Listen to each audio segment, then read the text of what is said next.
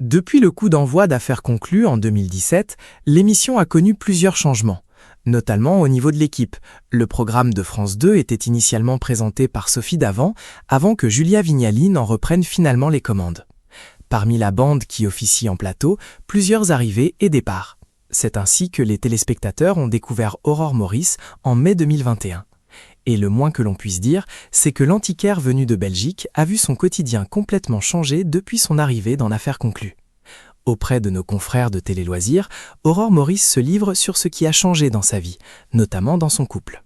Car passer à la télévision dans une émission d'une telle envergure, forcément ça a des conséquences.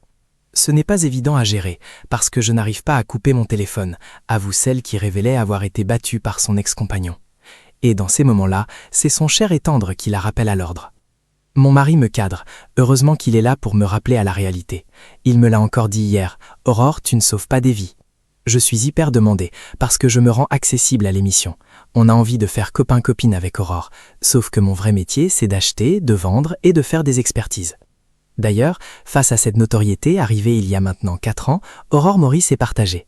Parfois je la vis mal, c'est chouette quand les gens sont bienveillants, et il y a les autres qui sont vampirisants, comme si on leur appartenait. Les gens nous tutoient, c'est comme si j'étais la copine qui passe à la télé. Je peux comprendre, mais c'est vampirisant. Tenir un meilleur équilibre entre vie personnelle et vie professionnelle, un réel objectif pour Aurore Maurice, toujours avec l'aide de son époux. Et ce n'est pas le seul rôle qu'il tient.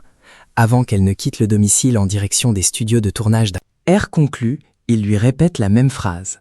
« Mon mari me dit toujours quand je lui fais un bisou avant de partir le matin, ne dépense pas trop », raconte-t-elle. Un conseil pas toujours appliqué, comme elle l'avoue elle-même, et je reviens en lui disant qu'il y en a eu pour 17 000, 18 000 euros. Des sommes folles dépensées dans des objets d'exception. Après tout, c'est bien le but de l'émission.